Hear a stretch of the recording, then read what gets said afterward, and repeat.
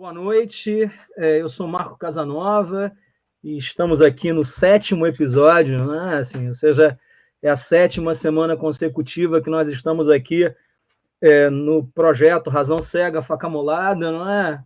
Com uma vez mais com o professor Alexandre Cabral e hoje com um grande amigo, um professor de filosofia muito importante, não apenas para a recepção do pensamento do Foucault, da Hannah Arendt, do Agamben, do Heidegger, mesmo do Nietzsche, mas para esse momento atual, não é?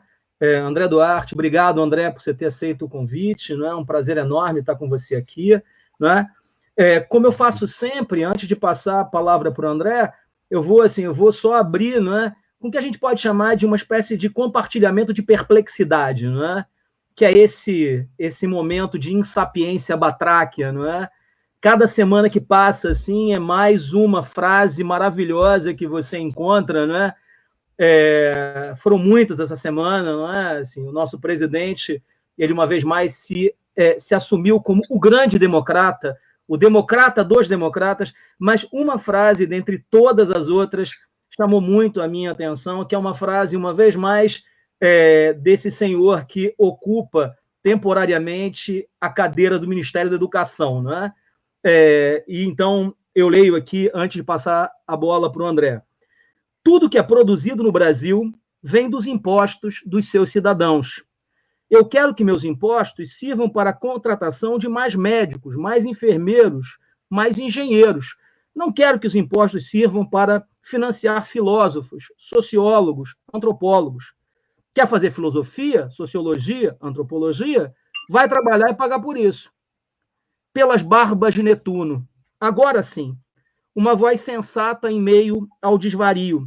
Uma voz lúcida que prega a racionalidade e combate a disfarçatez inerente ao descaso com o destino sagrado do dinheiro público. Nós somos pobres, por isso não temos o direito ao luxo. Precisamos nos contentar com o que realmente importa. A funcionalidade máxima de uma ciência aplicada à mediania dos interesses últimos de nossa sociedade. Chega das inconsistências revolucionárias dos titãs. Nós queremos é comida, nothing else. Nada de diversão, arte, pensamento e balé. Mais um passo e eu vomito. Será mesmo que essa é a melhor forma de se ter comida, de se alcançar funcionalidade, de cuidar dos anseios de todos? Será que quanto mais ciência aplicada, em última instância um oxímoro, tanto mais ciência?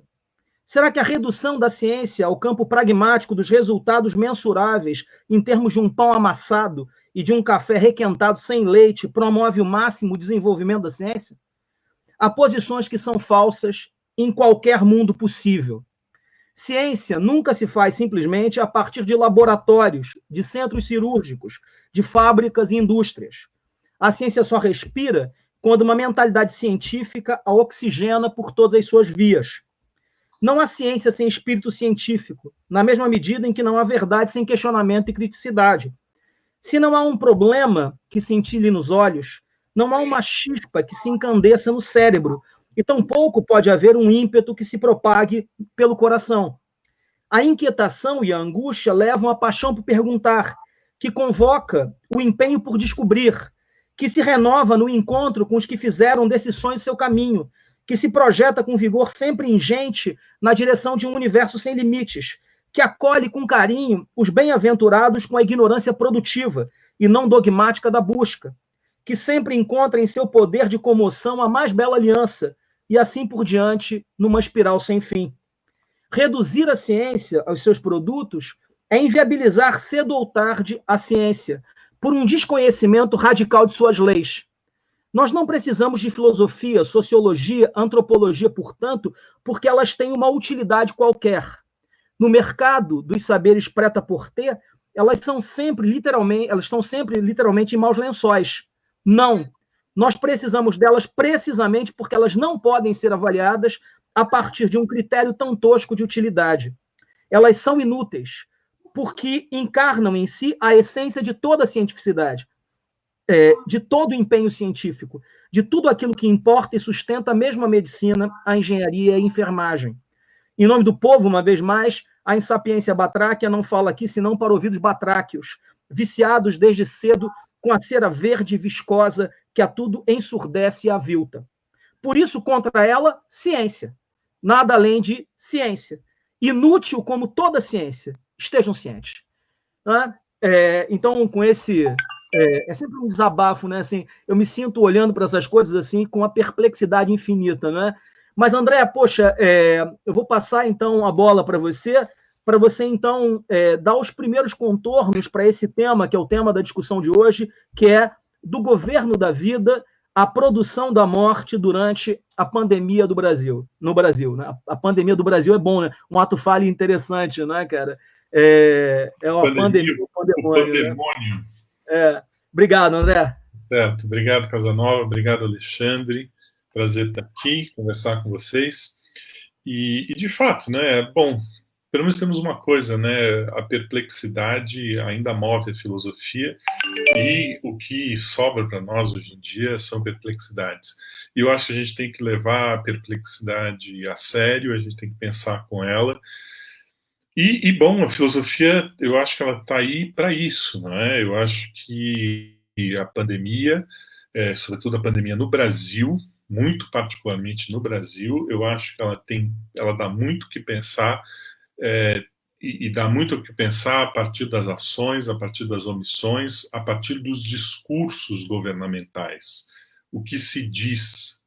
Eu acho que a gente precisa começar a ouvir o que os governantes dizem, porque, sobretudo nós intelectuais, né, a gente é o especialista da entrelinha, a hermenêutica da suspeita, etc. E a gente, às vezes, não se dá conta de que, a gente tem que prestar atenção no que dizem os governantes, tem que prestar atenção justamente porque, no caso do bolsonarismo, os governantes dizem exatamente aquilo que resume, enfim, a sua maneira de ser, a sua maneira de agir, a sua maneira de não agir. Quer dizer, não tem não dito, não tem distorção, não tem ocultação, não tem ideologia no sentido clássico marxista.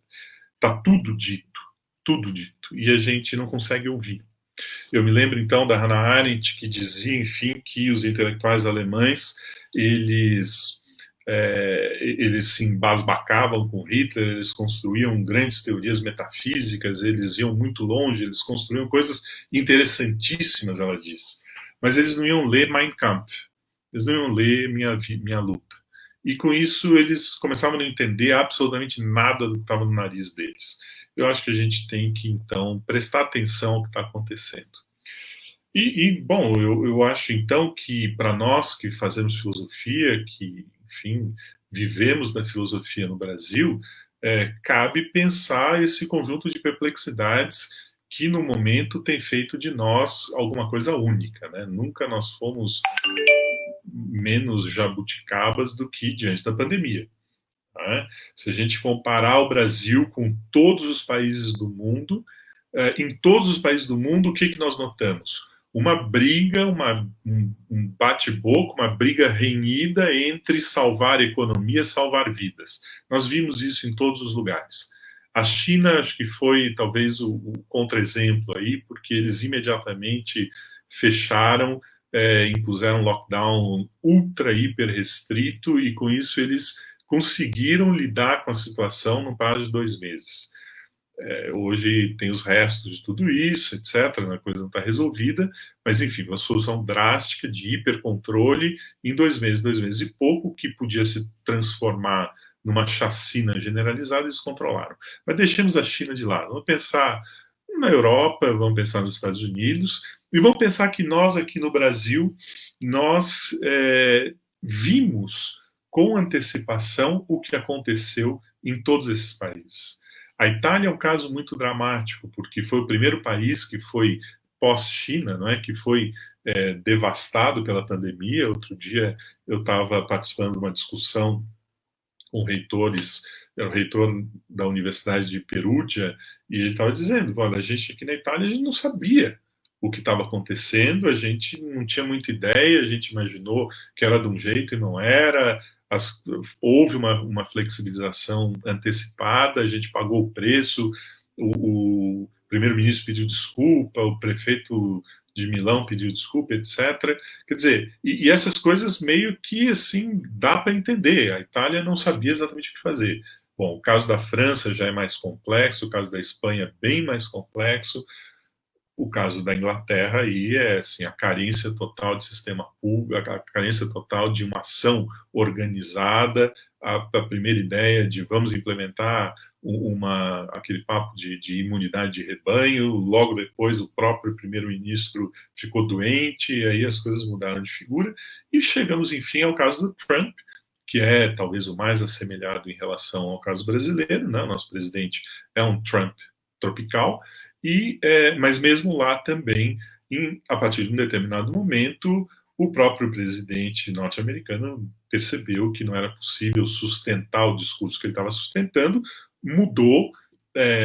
Os Estados Unidos também têm, enfim, muito maior autonomia governamental para prefeitos e governadores, quer dizer, então a figura do presidente tem menos impacto e efeito do que aqui no Brasil, mas o que me chama a atenção? O fato de que nos Estados Unidos, que talvez seja o caso mais próximo aqui do Brasil, mesmo lá, a partir de um determinado momento, houve uma preocupação em salvar vidas, houve uma preocupação com a gestão da vida. A perplexidade brasileira é aqui isso não houve. Salvo, enfim, medidas iniciais de prefeitos e governadores, mês de março, abril, mais ou menos, que se assustaram com a situação, tomaram medidas mais restritivas, mas, bom, o presidente imediatamente partiu para cima, dizendo que aquilo era um boicote político, queriam acabar com a economia, etc, etc. Bom, hoje o que nós estamos vendo é a escalada exponencial das mortes e os próprios prefeitos e governadores que antes tinham proposto medidas de saneamento, medidas restritivas, cedendo, né, abrindo espaço, relaxando o isolamento social sem qualquer parâmetro científico, mas simplesmente com uns planos muito elaborados, etapa 1, etapa 2 abre o shopping, abre a igreja, brincadeira, né? Os epidemiologistas, infectologistas estão todos radicalmente contrários a essas políticas de relaxamento do isolamento social no momento que a gente está vivendo. Então, assim, isso coloca para nós a perplexidade primeira. O que é isso aqui entre nós, não é? Qual o valor da vida, qual o valor, sobretudo, da morte? Qual a nossa relação com a vida e com a morte? Do ponto de vista do governamento e do ponto de vista do comportamento das pessoas. Claro, não estamos aqui, ninguém está aqui imaginando que situações, que o manejo, enfim, dessa crise epidemiológica aqui no Brasil seria simples, ou que a gente poderia comparar e tirar exemplos da China, da França, da Itália, etc. O Brasil é uma situação muito mais complexa, mas o que choca completamente é a ausência de qualquer política estruturada, organizada, coordenada. Isso não aconteceu em lugar nenhum do mundo. Lugar nenhum do mundo teve 2 ministros demitidos e colocou um militar que não tem qualquer formação nas áreas da saúde. Como lidar, como entender com isso? O presidente dos Estados Unidos também teve lá o seu conjunto de pérolas em termos de afirmações, cloroquina, vírus chinês, etc, etc, etc. Mas não tem nenhum caso mundial em que a gente tem uma sucessão, um colar de pérolas impressionantes ditas pelo primeiro mandatário do país. Quer dizer, a gente tem que pensar, então, o Brasil como uma situação bastante peculiar. Um pouco, se a gente for fazer a brincadeira, é a constatação de que o que era muito ruim pode ficar pior. Né? Bom, isso aí exige a gente pensar de alguma maneira, como dar nome para isso aí. Quer dizer, o Brasil, o mundo inteiro está perplexo diante da pandemia, das suas consequências, tanto do ponto de vista do presente, quanto do ponto de vista da vida presente, cotidiana, do ponto de vista das mortes, do ponto de vista da expectativa do futuro. Mas nós, no Brasil, é isso é a pandemia mais o pandemônio político. Quer dizer, é um negócio inacreditável. Como é que a gente consegue sobreviver a isso? Bom, do nosso ponto de vista, como intelectuais, sobreviver a isso é tentar pensar isso, né? Tentar dar nome para esse negócio. Um pouco é, pensando a especificidade do caso brasileiro e acompanhando todos os debates, enfim, toda a produção filosófica imensa que se iniciou já em meados de fevereiro, fim de fevereiro, desde então não para de ter, enfim, textos de filósofos se pronunciando sobre a pandemia, né? Aqui no Brasil, o blog da Boitempo fez isso, o blog da N-1 fez isso, o blog da editora Bazar do Tempo fez isso, vários outros, enfim, é uma roda de discussão filosófica, todo mundo tentando pensar alguma coisa sobre essa crise sanitária, sobre, enfim, todas as implicações, todos os efeitos da pandemia. Ora, lendo esses discursos filosóficos, e eu não vou me deter em nenhum deles, no Agamben, no Zizek, no Byung-Chul Han, enfim, no Bruno Latour, na Butler, enfim, é um monte de gente super importante pensando coisas interessantes, só que quando eu leio isso aí, eu penso, bom, será que isso aí me ajuda a entender a jabuticaba apodrecida que nós nos tornamos, né? E eu acho que não. Eu não consegui encontrar respostas ali. E, entretanto, ficava ali aquela coisa, né? Bom, como dar nome a esse troço desconhecido que nos acossa, nos angustia, nos deixa, enfim, enfurecidos, perplexos, deprimidos e por aí afora. Bom, desde essa questão assim do como dar um nome, né, isso aí já tinha me impactado muito quando eu assisti o filme Bacurau.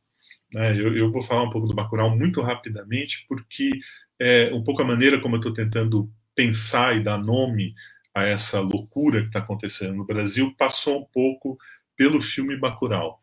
Eu peço desculpas aí um pouco por algum elemento de spoiler inevitável para quem não viu o filme. Mas, assim, como a gente sabe, né, o Bacurau ele começa, enfim, com uma crise, com um vilarejo no sertão que passa por uma crise de água, de abastecimento de água, né, o famoso problema típico aí do sertão abandonado. Falta d'água. Pois bem, aos poucos a gente vai percebendo que essa falta d'água ela é politicamente induzida, ela é provocada. E isso não só por omissões do poder público, mas também por ações do poder público.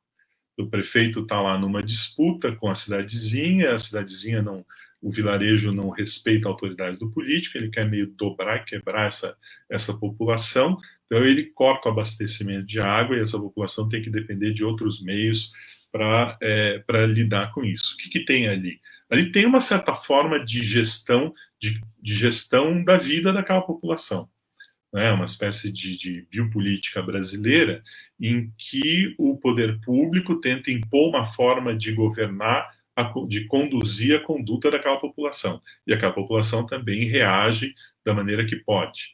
Tem alguma cena super interessante que o prefeito aparece lá para fazer proselitismo, as eleições, estamos aí, vamos negociar, vamos conversar, e a população some, se esconde e xinga, né? E diz o que pensa, protegendo a sua identidade. Joga ovo, joga coisa, xinga e tal, sumiu todo mundo, tá o prefeito ali. Bom, cena, né?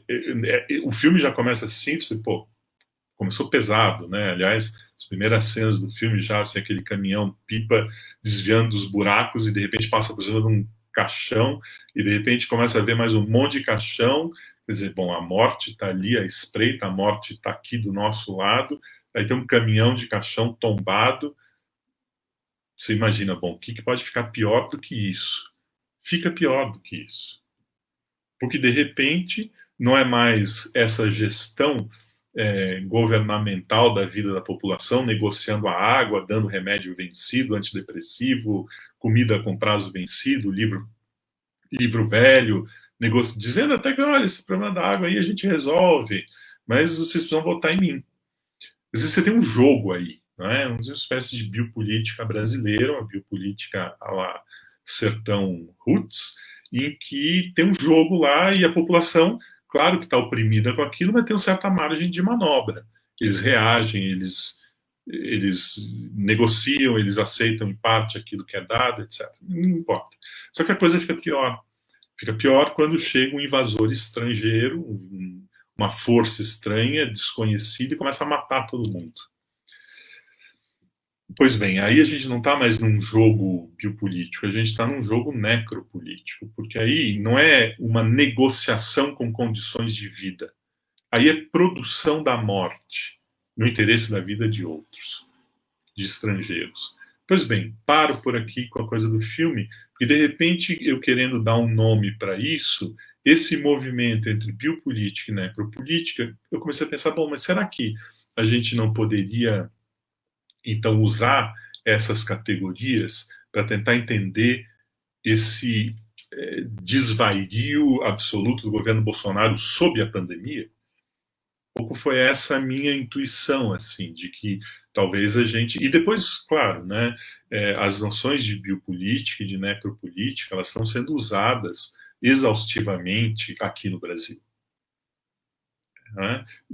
Esses conceitos estão sendo empregados aqui no Brasil, enfim, tem todo a obra do Achille Mbembe está chegando forte aqui no Brasil, as pessoas estão lendo, estão comentando, estão discutindo, estão escrevendo sobre. Outro dia eu ouvi uma live super interessante do Silvio Galo, em que ele falava em fascismo e bionecropolítica, foi no blog do Soma Libertária.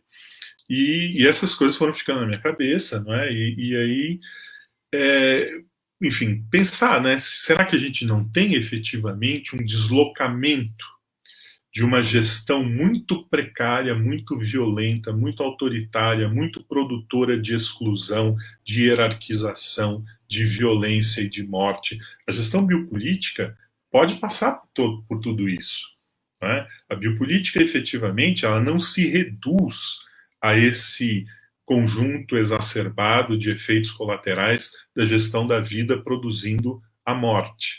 Você tem outras figuras do governamento biopolítico. Por exemplo, se a gente estivesse efetivamente tratando com políticas públicas da pandemia, estaríamos lidando com uma figura da biopolítica. A biopolítica tem, no próprio pensamento do Michel Foucault, tem, vamos dizer, essa dupla face. Simultaneamente, trata-se de gestão da vida, mas essa gestão da vida pode trazer consigo mais ou menos efeitos de exclusão, de violência, de discriminação. Foucault usava a terminologia do racismo de Estado como critério a partir do qual você discerne entre quem deve viver e quem deve morrer. Pois bem, mas a ênfase está no governo da vida. Agora, a gente pode falar que existe governo da vida ou qualquer interesse na proteção da vida diante dessa ausência absoluta de ação coordenada e da multiplicação de omissões governamentais diante da pandemia, fazendo do Brasil um caso absolutamente sui generis? Quer dizer, me parece, então, que pensar na noção de biopolítica é meio dar conta até certo ponto, né? Dar conta até certo ponto. E eu queria especificar um pouquinho mais isso. Me pareceu que a noção de necropolítica, pensada aqui um pouco como produção intensiva, deliberada da produção da morte, me pareceu que essa noção faria sentido. Claro, não acho que uma coisa exclui a outra. Não é? Biopolítica e necropolítica são figuras do governamento, da conduta da população que podem se articular perfeitamente bem, e acho que elas se articulam aqui no Brasil, né?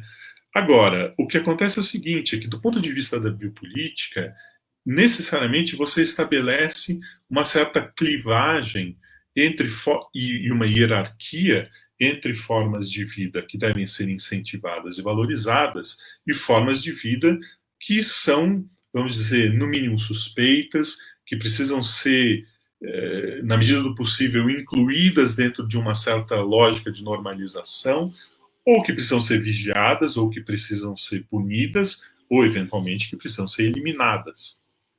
A gente pode pensar um governamento biopolítico de populações, inclusive diferenças eventuais que ocorram na maneira como lógicas biopolíticas de governamento são aplicadas em governos mais democráticos, em governos menos democráticos, em democracias de caráter autoritário e liberal, em democracias que podem ser chamadas de imunitárias. Quer dizer, uma coisa é gestão da vida biopolítica na Nova Zelândia. Outra coisa é gestão da vida nos Estados Unidos. São figuras diferentes da biopolítica. O problema é que eu acho que o Brasil escapou dessa maleabilidade já bastante grande do Conselho de Biopolítica.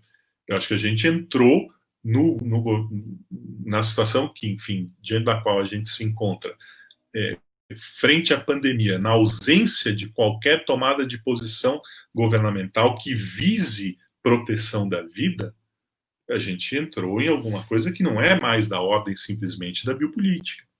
A biopolítica sempre implicaria, como eu dizia há pouco, uma certa clivagem entre parcelas da população. Tá? E essa clivagem, ela pode ser, ela não tem uma maneira única de pensar como é que se dá essa clivagem, como é que se dá essa hierarquia.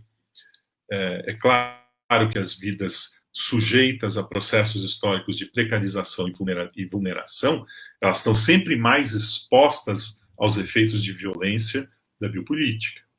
Agora, como não compreender a diferença que faz ter programas de saúde pública promovidos por um determinado governo e que tem seus efeitos colaterais também, de um governo que, diante da saúde, o que faz é simplesmente promover ou a ação que induz ao aumento da mortalidade, ou a inação que comprova e que também contribui para o aumento da mortalidade da população. Quer dizer, tem aí alguma coisa que é muito estranha, porque o que acontece hoje? É óbvio que, dadas as desigualdades sociais do Brasil, claro que a população negra, a população parda, a população quilombola, a população indígena, populações tradicionais, é claro que elas estão muito mais expostas à virulência do vírus. Só que, diante do colapso do sistema sanitário, de um colapso que começa a ser de escala nacional, qualquer um está exposto a morrer por asfixia. Basta que eu tenha contato com o entregador de pizza aqui em casa e ele estava contaminado e eu peguei na caixa de papelão sobre a qual ele espirrou e eu não me dei conta e toquei o meu rosto e me contamino. Aí, de repente, eu tenho uma gripezinha, ou, de repente, a gripezinha me leva para o hospital e lá no hospital a coisa se agrava e eu morro. Beleza. Bom, quando a gente começa a ver esses estudos que projetam um número de mortes no Brasil superior ao dos Estados Unidos hoje, isso no prazo de 2 meses, o que nós temos aí é política de extermínio. Eu acho difícil daí pensar a biopolítica como política de extermínio. Né?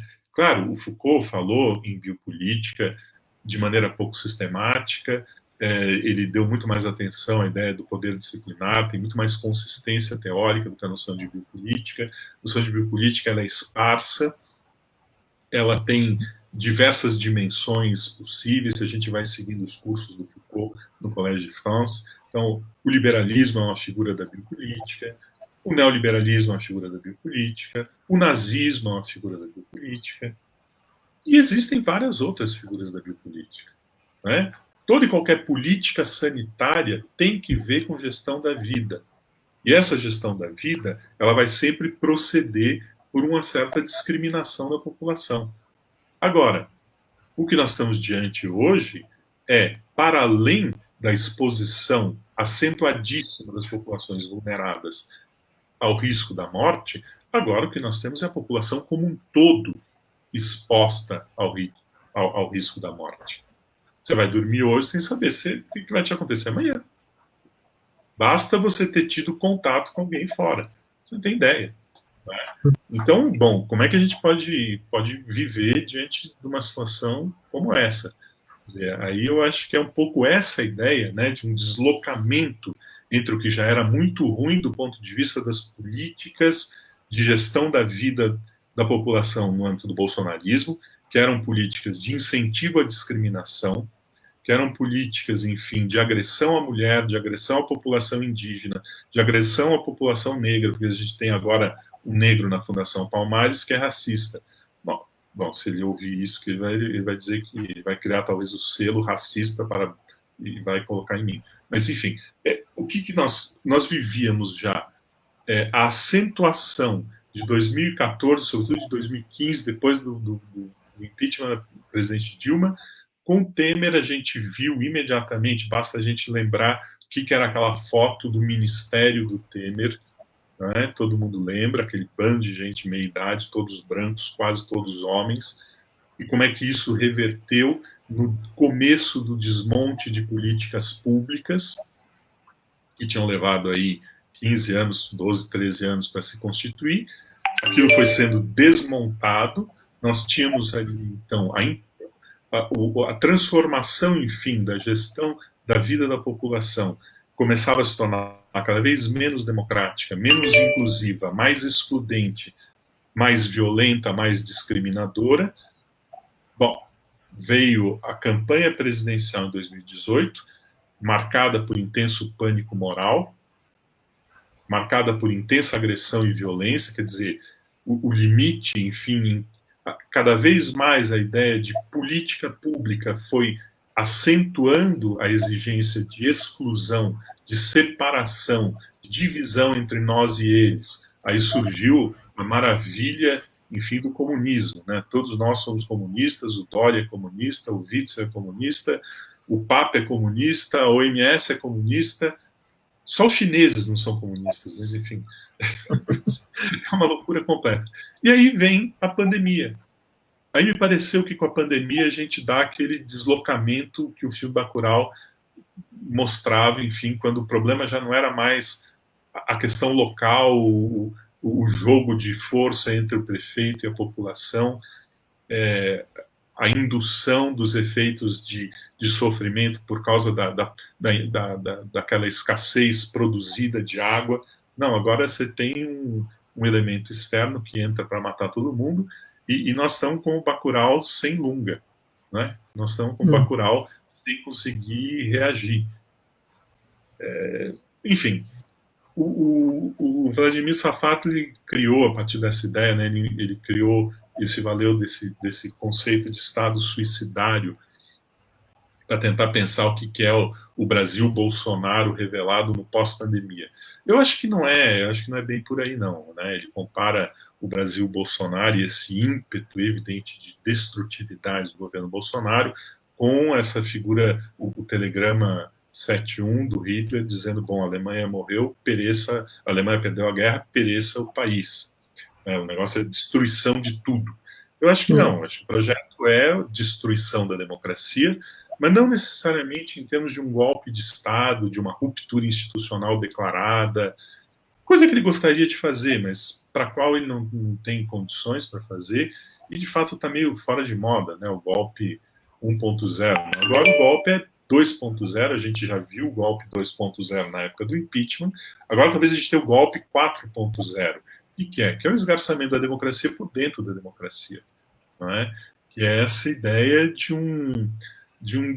uma transformação da democracia numa democracia iliberal, numa democracia autoritária, uma democracia imunitária, para usar o termo do Roberto Espósito, que produz cada vez mais esse efeito de imunização, de separação entre uns e outros. Bom, enfim, me parece que o projeto é mais ou menos esse. Agora, diante da pandemia, não é? Eu acho que teríamos aí também tem esse elemento do neoliberalismo, né? Toda aquela confrontação, toda aquela coisa caricata, né? Vamos salvar a vida dos CPFs ou vamos salvar a vida dos CNPJs? No fundo, não está salvando nem o CNPJ, nem o CPF. O único que está salvo aqui é o sistema financeiro, rentismo e os bancos. Né? O pequeno empresário, o microempresário, o médio empresário, o cara está ferrado. Não teve crédito, não tem ajuda, não tem coisa nenhuma. Lembremos que a ajuda emergencial era de 200 paus para os pobres. Aí o Congresso falou, assim, não dá, não adianta nada, subiu para 600, e agora estamos nessa discussão para saber se vai estender um pouquinho mais ou não. Porque o ministro da Economia disse que se estender demais a ajuda emergencial, aí ninguém trabalha mais, porque está muito bom, está tudo tranquilo, 600 pau todo mês, eu vou sair de casa, não vou fazer porra nenhuma. Então, por aí vamos, né? Vamos ouvindo esses discursos que dizem muito claramente o que está sendo feito, o que está sendo posto em ação. Essa ideia do dizer o que se faz, não é? Eu acho que a gente precisa prestar atenção nisso, e acho que a gente poderia pensar, vamos dizer, a fórmula necropolítica do governo Bolsonaro diante da pandemia como um fazer morrer e como um deixar morrer. Eu acho assim que a ideia do fazer morrer é exemplarmente assim, explicitada nessa coisa do sujeito tem que cuidar da sua vida, ele tem que trabalhar, tem a família, vai para o trabalho, porque eu não posso fazer nada por você. Eu sou Messias, mas não faço milagre. Quer dizer, esse é o momento em que ele diz, né, o Idaí, qual presidente, qual governador, qual autoridade política diante da morte e do risco da morte disse Idaí? O Idaí, para mim, assim, ele condensa numa única fórmula o absurdo, o horror, o cataclisma diante do qual a gente está posto. Depois, o deixar, fazer morrer, né? Vai para o trabalho, eu não posso fazer nada, você arrisca aí, essa é um pouco a conta que a pessoa tem que fazer. Ajuda não vem. Ou vou morrer de fome, ou eu vou correr o risco de pegar o vírus. Não correr o risco. Não faz sentido. Não vai acontecer nada, né? Enquanto isso, a vizinha Argentina não chegou a 1.000 mortos. Numa economia bastante mais frágil que a nossa. Com menos desigualdade social, evidentemente, é claro. Mas, assim, fazer morrer. Eu acho que, por meio de ações, por meio de discursos, por meio de omissões, fazer morrer. Deixar morrer também. Né? André, deixa eu falar só uma coisa. Assim, basicamente era um pouco isso, assim, para começar. Não, claro. Acho que tem que fechar o microfone. Só para não reverberar. Mas então, André, o que eu queria só comentar antes de você prosseguir, não é? Só para te fazer uma pergunta ou compartilhar um certo espanto, não é? É que nessas expressões com as quais você estava trabalhando, né, que é a expressão biopolítica e necropolítica, nessas palavras tem a matriz central política. Né? A sensação que eu tenho muitas vezes, né, é que esse governo é um governo que colapsa incessantemente política. Né? Se a gente pensar, por exemplo, a política a partir da ideia de governabilidade, não é que é um pouco o que você estava apresentando por meio da noção de biopolítica, a governabilidade ela pretende, diante de um conjunto de variáveis, estipular como é que essas variáveis precisam ser articuladas, estabelecidas, para que você chegue a um certo resultado específico. Não é?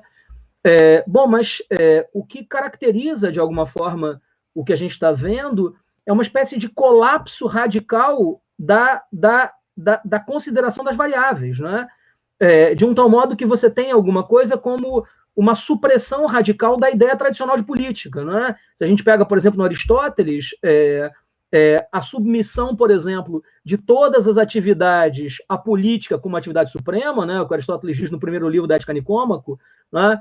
A carpintaria tem um bem, a medicina tem um bem, e todos esses bens estão submetidos à política. O que acaba acontecendo é que você vê um governo absolutamente errático, né? Ele tem um comportamento que é um comportamento de biruta de aeroporto, né?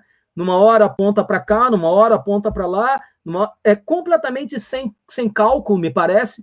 Qualquer pessoa, assim, qual é a situação mais agradável para um tiranete, não é? É exatamente poder aparecer como uma espécie de salvador da pátria. submetendo de alguma forma todos os adversários nessa colcha, que é a colcha que ele inutiliza. Né? Ou seja, você coloca todo mundo debaixo do teu colo e acaba com todo mundo silenciosamente. Né? Então, assim, tem uma ausência de cálculo nessa produção da morte, com a qual eu concordo inteiramente contigo, que é uma produção da morte que não obedece mais a nenhum critério propriamente dito de cálculo político. Né? O que faz, então, com que uma descrição como a que a Hannah Arendt faz no Origem do Totalitarismo, quando ela, no capítulo do totalitarismo, ela procura mostrar que a característica mais fundamental do totalitarismo é a supressão do bom senso, né? É isso que imediatamente desaparece no totalitarismo. Né? Ao mesmo tempo, você tem uma subversão das concepções, você tem nacional-socialismo, mas por que é nacional-socialismo? Porque nós somos os verdadeiros socialistas, né? Porque nós vamos produzir o verdadeiro socialismo, esse que vai surgir exatamente da destruição de tudo. Hoje você tem o Bolsonaro dizendo: eu sou o verdadeiro democrata. E quando ele diz isso, ele já está olhando para uma democracia que é uma democracia que irá surgir da destruição radical de todas as vias de promoção da democracia. Então, assim, a pergunta que eu ia te fazer, assim, para te ouvir um pouco mais antes da gente passar para o próximo tema, será que a gente ainda pode falar de política? Ou seja, será que é alguma coisa que ainda cabe ser associada com política, não é? Só para dizer uma última coisa, o Mandetta tem uma frase que é uma frase interessante, não é? Ele diz que ele sentava de manhã ou à noite para conversar com o Bolsonaro, e o Bolsonaro entendia tudo que ele dizia, acompanhava o que ele estava dizendo, se comprometia a fazer alguma coisa e no dia seguinte fazia exatamente o contrário. Né? Então, assim, a gente tem uma espécie de implosão da atividade política, isso que você falou, não é?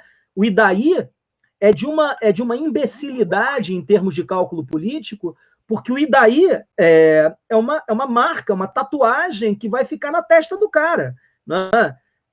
Se ele faz cálculo político, ele não pode dizer o Idaí.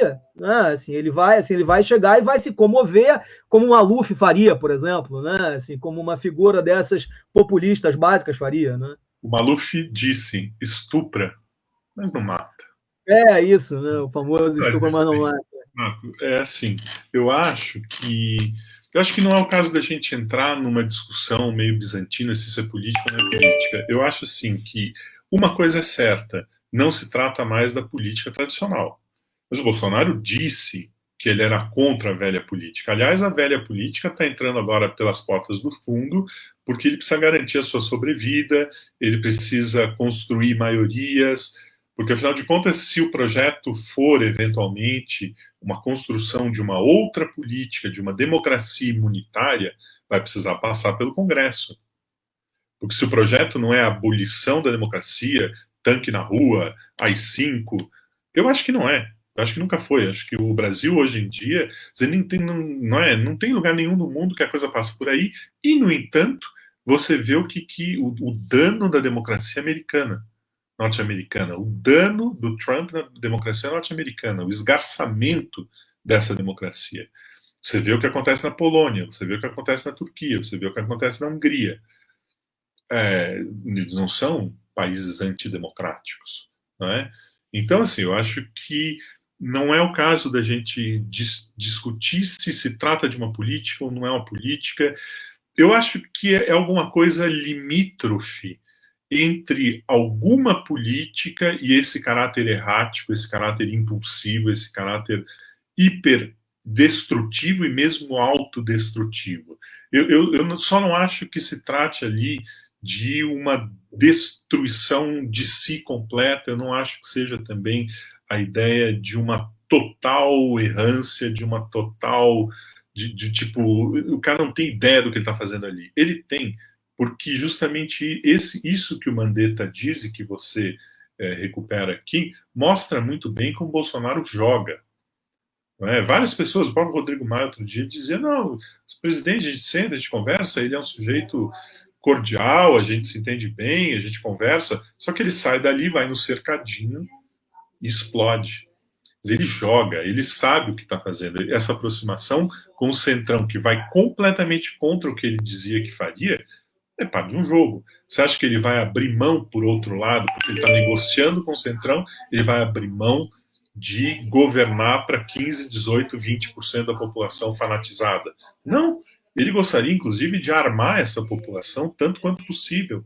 Ele gostaria de ter, tanto quanto possível, ao seu lado e às suas ordens, todo um contingente policial e parapolicial, que muitas vezes as coisas se confundem, de policiais e milicianos. Ele quer uma democracia autoritária. Ele quer uma democracia onde ele possa dizer que eu sou a Constituição, eu sou a democracia, e você cala a boca. Um pouco o Batista, não era o Figueiredo? Quem for contra a democracia, eu prendo e arrebento. É um pouco esse ethos que está ali, é uma espécie de democracia autoritária. E me parece que isso é um projeto político. Esse projeto político, acho que se pode falar de política, mas no limite em que não estamos mais lidando com a velha política. Tudo que eu mais queria hoje era a velha política.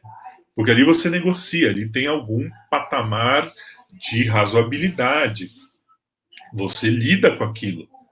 Você consegue entender o que está fazendo o Dória, o que fez o Dória no começo da pandemia, o que está fazendo agora. Aliás, fica claro que o presidente parece que tinha uma certa razão, né? E parece que os governadores e os prefeitos estavam, de fato, fazendo um contraponto e agora estão cedendo completamente. Bolsonaro ganhou, de fato, com o relaxamento social feito sem qualquer critério. Né? Com critérios, são critérios políticos, ao sabor das pressões do empresariado. Aqui em Curitiba, o prefeito resolveu que abria tudo há 20 dias atrás. A taxa de ocupação de UTI foi de 45 para 75. Aí a secretária de saúde acendeu o tal do alerta laranja. Aí o prefeito disse, não, tem que fechar a igreja, tem que fechar a academia, shopping não, shopping não, mas fechar a igreja, a academia, os restaurantes. Outro dia fizeram, em plena bairro burguês de Curitiba, fizeram uma carreata de noite, o prefeito não dormiu a noite inteira, porque os caras ficavam buzinando a noite inteira, pressionaram, o prefeito já voltou atrás. E a secretária municipal de saúde está sendo ameaçada de morte. É isso, é um jogo. Mas esse jogo político a gente entende. O Bolsonaro é algo para além disso. Né?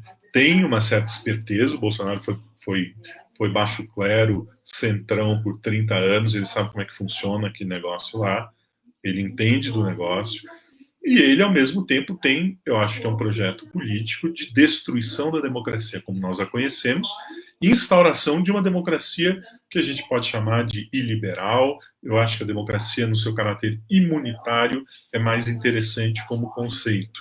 Mas são possibilidades, são coisas que estão sendo pensadas pela ciência política, pela filosofia política. Eu acho que o Bolsonaro, vamos dizer, quando eu disse que a gente era uma jabuticaba diante da pandemia. O projeto de uma democracia autoritária, de uma democracia imunitária, não é só o Brasil. Não é? Com maior ou menor escala, isso tem vários outros países, os Estados Unidos está aí para mostrar. Mas, enfim, então eu acho que tem uma política ali, que eu acho que é uma política de destruição da democracia, como o poder do demos, se a gente pensar o demos como esse coletivo de agentes políticos que lutam pela ampliação da esfera do direito para populações que, tradicionalmente no Brasil, foram marginalizadas e se viram excluídas do direito. Quer dizer, não é à toa, então, que a gente observa uma transformação muito evidente ao longo de 4 anos do que é o Brasil, do que é a situação do desemprego, do que é a situação da violência, do que é a situação... E eu acho que, assim, desde o Temer até a campanha eleitoral, até o primeiro ano do governo, eu acho que a gente vinha nessa trajetória de caráter biopolítico em que era preciso enfatizar a vida disso que a gente poderia chamar a vida do homem de bem.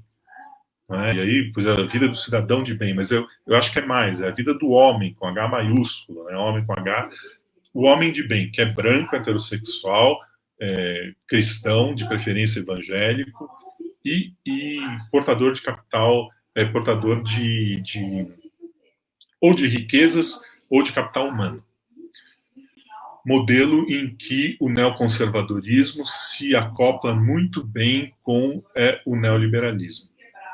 Pensando que o neoliberalismo não é simplesmente um bordão sindical para, não é? Você bota aquelas charges de panfleto de sindicato, tem sempre um porco capitalista, né? A lá século XIX, o porco capitalista, o neoliberalismo. Não, o neoliberalismo, ele, além de ser uma maneira de se pensar a relação entre Estado e economia, a partir do desinvestimento estatal, ele é também um mecanismo de produção de subjetividade a partir das regras do mercado concorrencial, expandindo, enfim, o seu domínio para todos os campos da vida humana. Quer dizer, esse neoliberalismo, que em si não tem nada necessariamente, intrinsecamente de conservadorismo, ele pode se acoplar muito bem. Neoliberalismo e neoconservadorismo, neopentecostalismo ou teologia da prosperidade, essas coisas se encaixam por vários motivos. Talvez o denominador comum que os unifique e permite a acoplagem é o desprezo da democracia. O neoliberalismo não está nem aí o comportamento neoliberal não está nem aí, enfim, com a democracia. Você pode ter, enfim, concorrência e produção em larga escala baseada na concorrência sem democracia. O neoconservadorismo tampouco está preocupado com democracia.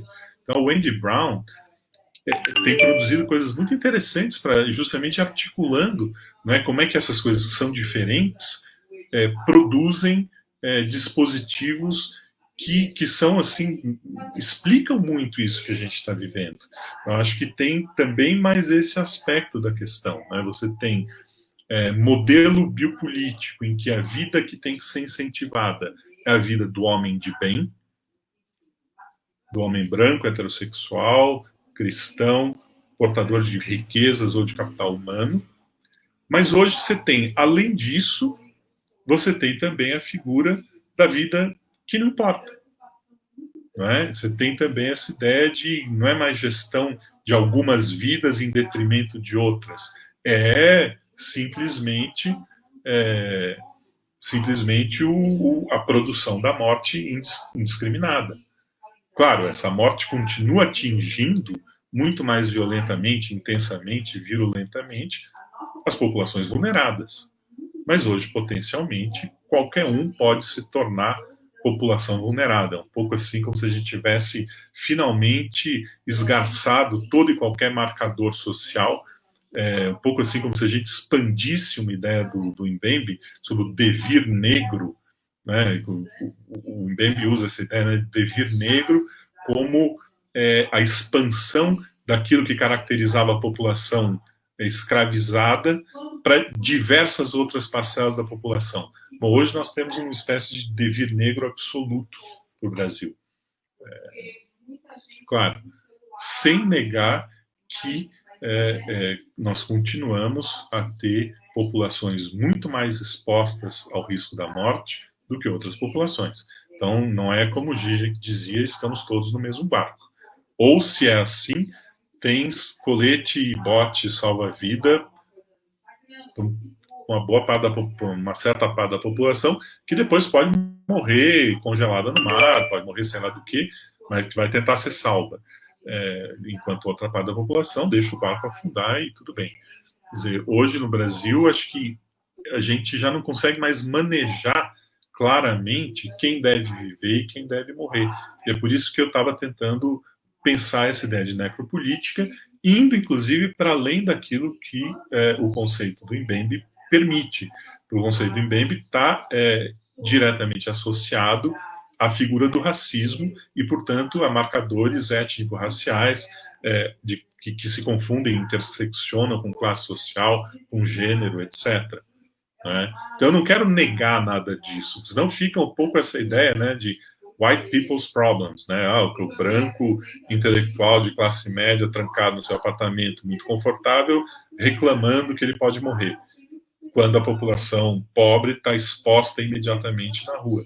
Não, eu estou simplesmente tentando caracterizar esse absurdo total, em que não é mais simplesmente o absurdo mediano, em que populações pobres e negras acabam morrendo mais, que é o que aconteceu nos Estados Unidos. Aqui você tem isso elevado a uma potência superior e mais um pouco, que é cada um pode morrer, porque efetivamente o governo não está preocupado com nenhuma vida. Ele está preocupado, enfim, em defender seus interesses e os do grande capital. Um pouco por aí.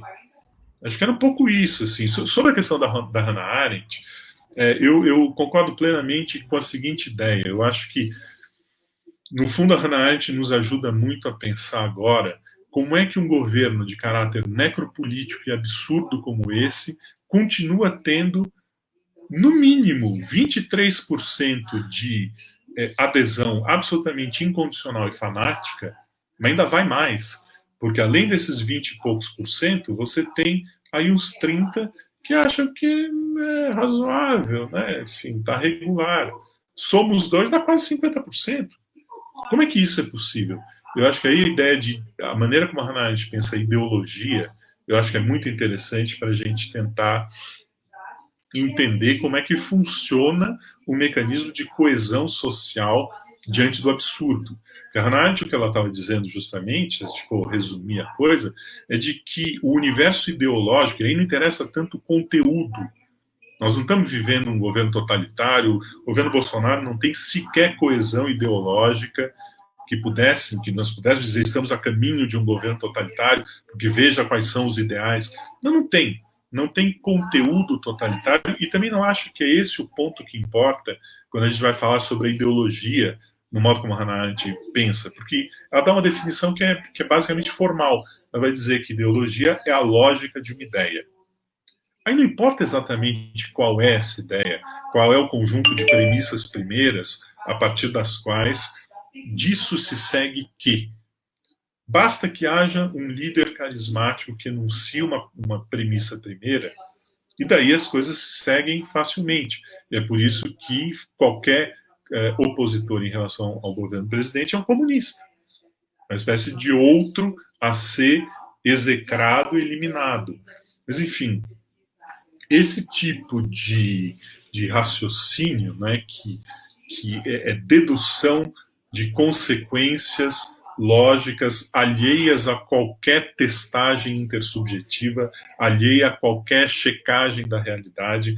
Ora, essa máquina de produzir discursos que distorcem o sentido do que quer que seja, não é possível discutir com quem diz que é a favor de uma intervenção militar e quando a democracia age para coibir a ação, reclama que está sofrendo o efeito de uma ditadura. Não existe o que você discutir com uma criatura dessa natureza, porque essa pessoa, ela pode ser cordial, ela pode ser uma pessoa bacana, só que ela vive num mundo completamente protegido da realidade. Não tem elemento ali. E, ora, viver protegido da realidade é um negócio extremamente sensacional. Porque eu não tenho preocupação, eu não tenho dúvida, eu não tenho angústia, eu não tenho nenhuma. Eu tenho um inimigo que quer acabar com o meu modo de vida. E, pô, quando você tem um inimigo que quer acabar com o meu modo de vida, tem que ir para cima. Tem que acabar, tem que exterminar. Bom, essa lógica da ideologia me parece que é muito interessante para a gente entender o fenômeno do fanatismo político. O governo Bolsonaro tem que ser entendido como um governo de fanáticos para fanáticos. Né? Se o governo Bolsonaro aceita governar, e o impressionante é que a gente tenha 20% pelo menos de fanatizados, mais uns 30% que não são fanáticos, mas que, por enquanto, acham que está dando para levar. A gente está vendo também como é que o governo tem conseguido comprar o apoio de boa parcela da população com base naquela ajuda emergencial que o governo pôde capitalizar como ideia sua. Não é? Ninguém sabe que foi o Congresso que arrancou aquilo da mão do Paulo Guedes, muito a contragosto. O que sabe é que eu recebi R$600. E aí você tem também, por outro lado, uma vasta parcela da população que necessitaria do auxílio, não recebeu e não receberá. Eu tenho um microempresário que o ministro da Economia disse: não, eu vou perder dinheiro com as pequenininhas, eu vou ganhar dinheiro injetando aportes trilionários para o sistema financeiro. E aí o sistema financeiro depois faz doações beneméritas, mas não abre linha de crédito. Vamos lá, deixar morrer, fazer morrer. Quer dizer, então, acho que a ideia era um pouco assim, tentar pensar um pouco esse absurdo e não nos contentarmos com a ideia de que a gente está na mão puramente de um psicopata que não tem ideia do que está fazendo.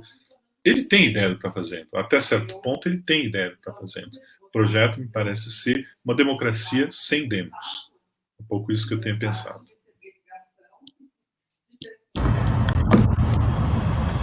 André, já estamos com 1 hora aqui de live. Eu só vou colocar uma questão, se quiser, uma observação que você faça, sucinta, não tem problema não.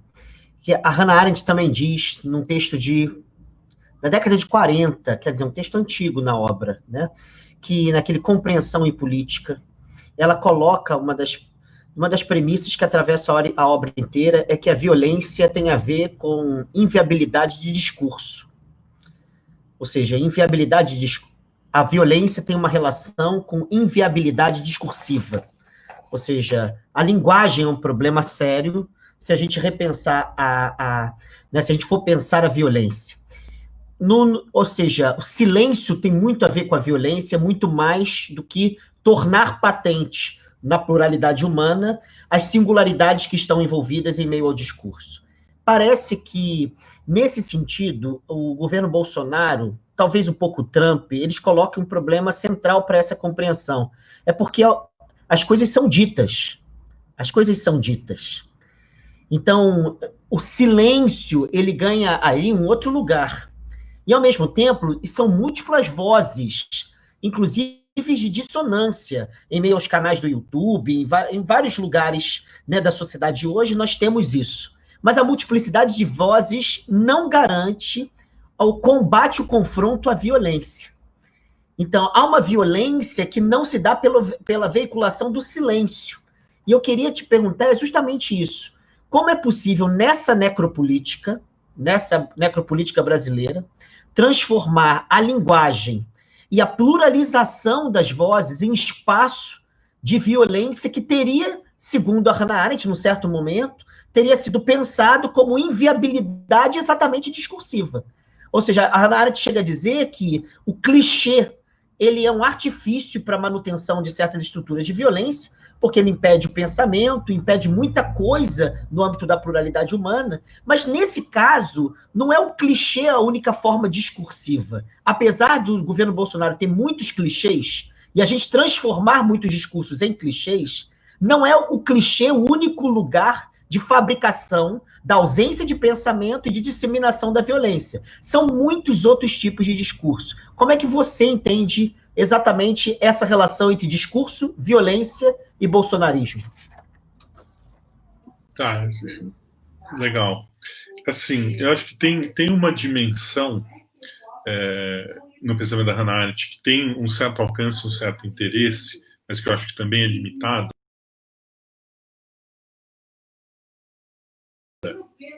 É que o discurso ele é produtor de sentido, ao passo em que a violência ela é puramente destrutiva e muda.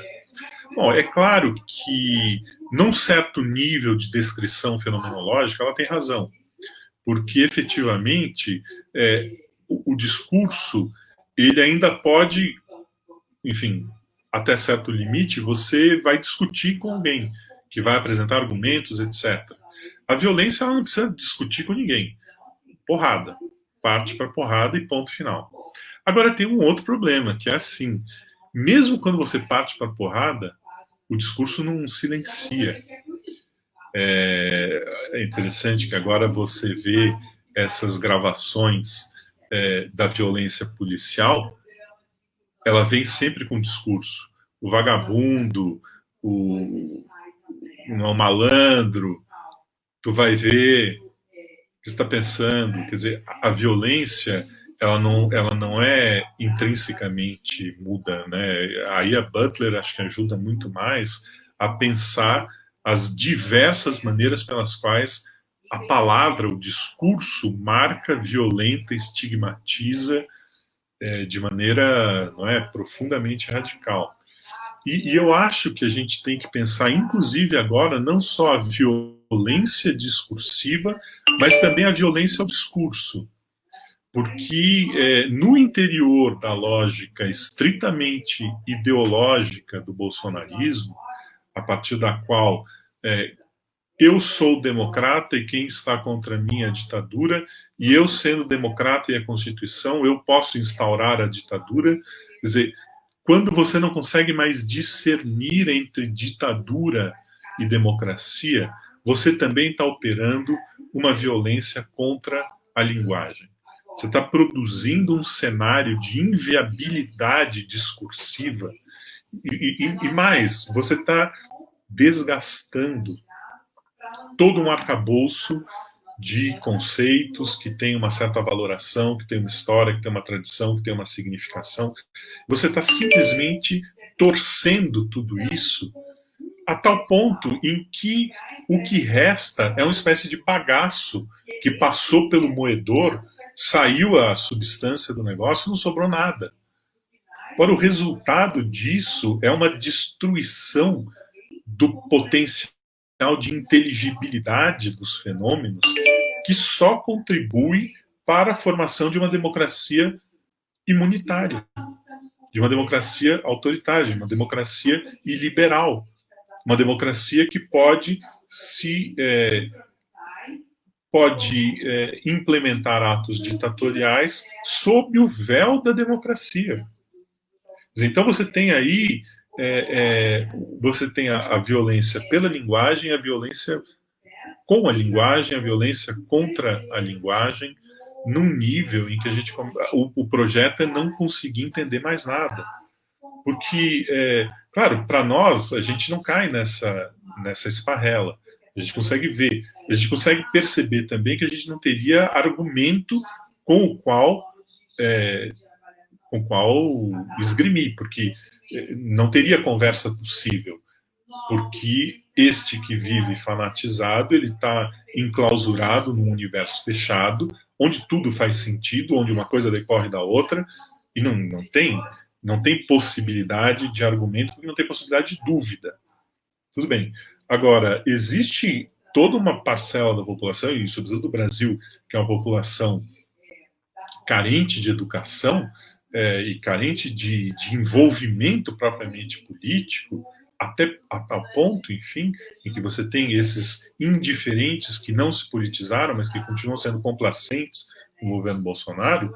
Imagine o efeito dessa confusão entre liberdade e ditadura, democracia e violência na cabeça dessas pessoas. Como que você pode entender o que está acontecendo? Como é que você consegue discernir uma coisa da outra? Quer dizer, a confusão que o governo Bolsonaro produz é gigantesca. Nisso ele não está sozinho, né? Eu acho que aí essa ideia de governo pelas redes sociais, o modelo é muito Trump.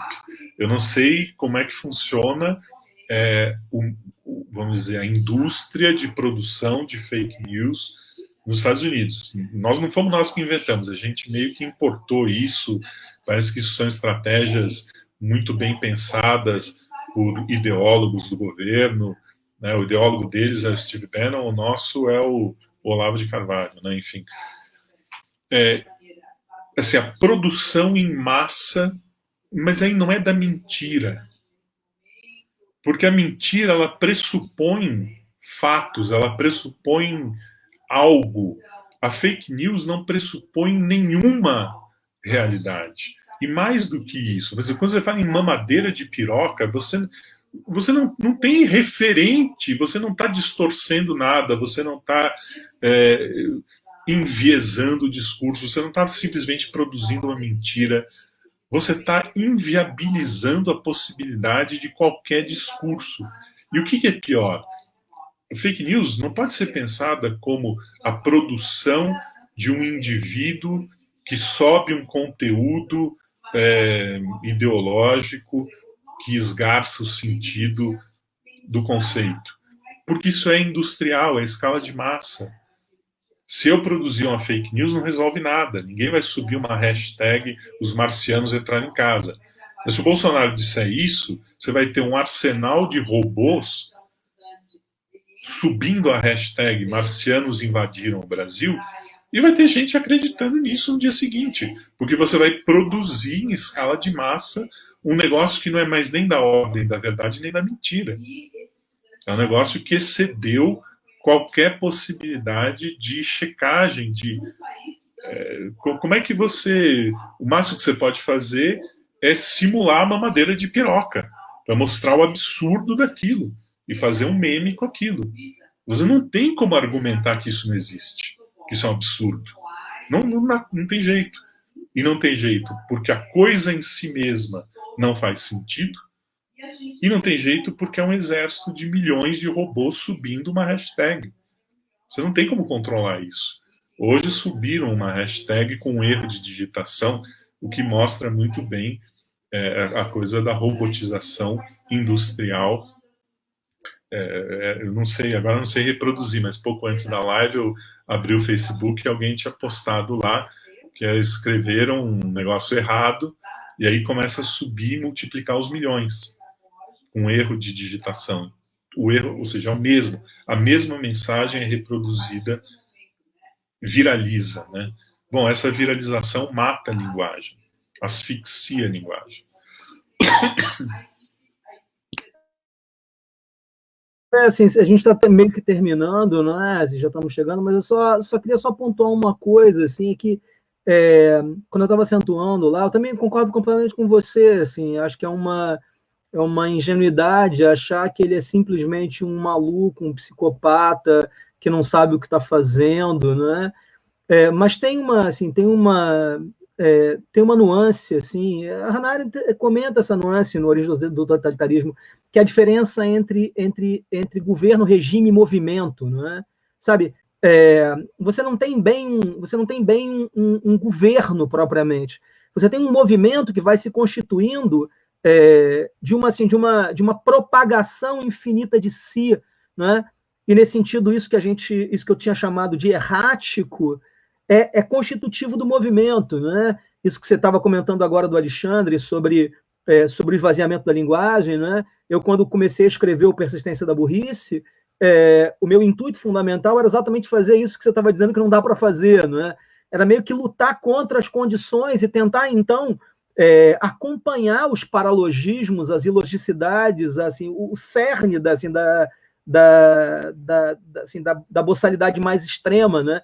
Mas o que é peculiar nessa história, e eu concordo completamente com você, é que o esvaziamento da linguagem chega a um ponto tal que você consegue, por exemplo, utilizar essas palavras não mais como clichê, como o Alexandre estava dizendo, mas literalmente como palavra de ordem, né? Ou seja, o cara ele pode claramente defender a democracia por meio da ditadura, porque a democracia é uma palavra de ordem desse movimento, não de um governo específico que tenta, por meio do convencimento, chegar ao poder, mas ela é uma palavra de ordem que você utiliza exatamente como uma espécie de slogan do movimento, né?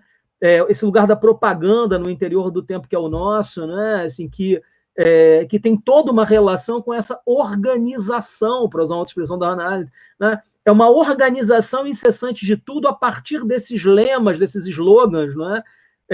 Comunismo passa a ser uma palavra para isso. Você não sei se você viu, mas teve uma fake news essa semana que colocava o Marco Aurélio de Mello com Fidel Castro. Mas o interessante bom, se ele tivesse tirado uma foto na juventude com o Fidel Castro, em que medida isso colocaria o Marco Aurélio de Mello como um comunista, necessariamente? Qualquer um que vá a algum lugar e encontra o Fidel Castro queria ter uma foto com ele, né? Assim, alguma coisa assim que não diz nada, né? O esvaziamento radical das palavras e a transformação das palavras palavra de ordem mesmo, né? Democracia! Comunistas, bandidos, tudo isso que de alguma forma, né, era só uma... Porque eu acho que também acho que é bom você falar isso, né? E aí voltando para o Alexandre, né? Porque o clichê ele tá lá para encobrir, simplesmente. E aí e aquilo que eu falei, a ideologia no sentido arendtiano não tá lá para encobrir nada. Ou já encubou, ou já pressupôs um encobrimento de tudo e aí funciona autonomamente. Entende? Ela não é uma instância de encobrimento. É por isso que a gente precisa ouvir o que o governante diz. Né? Eu lembro, enfim, de uma passagem do final ali de uma novela do Ricardo Piglia, o Respiração Artificial, em que, enfim, não dá para reconstruir o romance, mas no finalzinho lá tem um momento em que tem alguém que comenta as anotações que o Kafka fez após encontros que ele teve com um personagem, um bufão, um pintor maluco, em 1909, que discursava coisas impressionantes no Café Arcos, na cidade de Praga, e ninguém dava muita bola para aquele bufão que dizia que era o chefe do mundo, que ia produzir um Reich de 1000 anos, etc. Ninguém levava a sério aquela pessoa, mas o Kafka sentava ali e ouvia aquele discurso. E aí o Piglia vai dizer, bom, o Kafka, a importância do Kafka é assim, que ele sabia ouvir. E é porque ele sabia ouvir que ele podia escrever alguma coisa como a Metamorfose. Então ele cita lá no momento, bom, qual é o termo, não é, que Hitler utilizava para dizer que ia exterminar o inseto? Ungeziefer.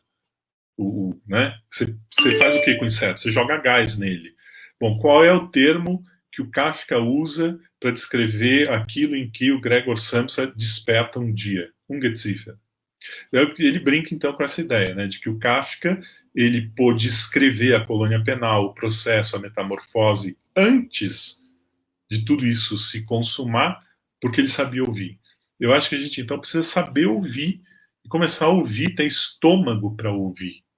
Né? O Casanova tem a coisa aí da como é que é o elogio? Não é a sapiência batráquia, né? Insapiência batráquia. A minha brincadeira, assim, que era um pouco assim, de você imaginar um governante maluco do século XVI que, diante da pandemia da peste de 1520, diz coisas impressionantes, né? O soberano Bosolico XVII. Porque você só, para poder aguentar ouvir o que eles dizem, você precisa pelo menos poder sorrir com distanciamento daquilo que está sendo dito, para poder, enfim, perceber o grau do absurdo e talvez pela ironia detonar um pouco chamar atenção para aquilo que começa a passar um pouco como natural, como normal, como possível, pode ser dito. Né? O Piglia dizia, bom, se essas coisas podem ser ditas, e aí pensando com Kafka, se isto que A, né, o personagem A, se A pode dizer isso no Café Arcos em 1909 e dizer que vai exterminar os insetos, que vai matar, e que vai... Se isso pode ser dito, isso pode ser feito. Então, essa fusão entre dizer e fazer, essa ausência de distanciamento entre o que se pode dizer e o que se pode fazer, eu acho que é isso que encarna muito bem essa ideia da premissa ideológica a partir da qual tudo se segue. Ela pode ser qualquer coisa. Você pode dizer qualquer absurdo. Dentro desse espaço fechado, logicamente enclausurado, onde nenhuma possibilidade de checagem está posta, vale qualquer coisa. E vale, inclusive, viver e morrer por esse qualquer coisa. E isso é muito perigoso. Enfim, é um pouco isso. André, assim, Xande, você quer terminar com um refúgio no inferno? Né? A gente começa com Insapiência Batráquia e sempre termina com um refúgio no inferno. Né? Que assim, a ideia é exatamente essa, né? Diante disso, né? diante do crescimento da insapiência batraque, acho que a única coisa que resta fazer é buscar um refúgio no inferno, né? Se o diabo não nos expulsar de lá. Só para assim, dizer uma última coisa, na semana que vem... banido também do inferno. Assim, o diabo... Da Europa. Assim, o diabo tá em maus lençóis agora. Mas semana que vem, só para comentar com vocês, semana que vem nós vamos estar aqui com o Henrique Vieira, assim, uma figura importante, a beça, para os movimentos sociais, pré-candidato à prefeitura pelo PSOL, uma figura bem importante para pensar uma possibilidade de uma reflexão sobre a religião que não seja completamente dominada por esses pastores esses pastores midiáticos, né, cara, que são capazes de vender água benta, né? Então, semana que vem a gente está aí e o título vai ser Deus e o Diabo na Terra do Sol, né? Então vamos discutir Deus e o Diabo na Terra do Sol. Alexandre? Beleza. Hoje eu falei com ele em falar nisso, né? E ele vai me mandar alguns tópicos para a gente conversar com ele e orientar a nossa conversa. Obrigado, André. Você sabe que eu sou seu fã. Li os teus livros, tudo que você escreveu. Então, você publicou como livro, eu li. É um privilégio vê-lo aqui e ver toda essa pegada Foucaultiana, imbembiana, né, arendtiana, sendo atualizado dentro, né, do contexto brasileiro. Hoje eu escrevi um texto chamado Notícias do Hoje. Tudo solto, propositalmente solto, por causa do hoje. Então, são frases, algumas rimam, outras não, e é isso que é o hoje que eu tento mostrar aqui com muito descompromisso pela letra. Mas a ideia é a seguinte: hoje, o dia chegou, o sol não saiu, a morte sorriu, um vírus apareceu. O presidente aplaudiu, o gado à sua frente. Para o povo doente, olhar indiferente. Corpos mortos, sonhos assassinados, classe média com medo, mais uma dor para favelados. A solidão pesa para alguns, ansiedade para muitos. Futuro incerto, desespero na certa, covas se abrem, mortes sem despedidas, lutos sem ritos, choros com gritos. Pretos, pretas, mais atingidos, velhas senzalas mostram suas caras, política da morte cuida de poucos, abandona quase todos, transforma assassinato em arte, morrem pobres, pretas, pretos, velhos, morrem por arte. Respiradores para alguns alguéns, tragédia da morte anunciada para os Zé Ninguéns, e o presidente ri, a gripezinha sorri, o gado diz, e daí? Hoje o dia nasceu, George Floyd morreu, o vírus está aí, silêncio das ruas deu lugar ao gemido, I can't breathe. O ar contaminado voltou a ser valorizado, a revolta surgiu, injustiçados ressuscitaram. As ruas lotaram, vidas pretas importam, mais violento que o vírus é a normalidade das injustiças e da morte. O ar que faltou a Floyd sobrou nos gritos de revolta em todo o mundo. João Pedro, Miguel, vidas pretas abjetas, valem menos que os projéteis das balas que atravessaram suas carnes, que não falam. O presidente nada falou. Falaram as vozes do ódio contra a democracia. Falou o ressentimento dos pastores eletrônicos, a desejar novas cruzes para crucificar seus fictícios comunistas. Os 30 dos 300 do Brasil acendem tochas na madrugada. São luzes escuras que voltam a desejar o silêncio dos inocentes e o banho de sangue das vítimas.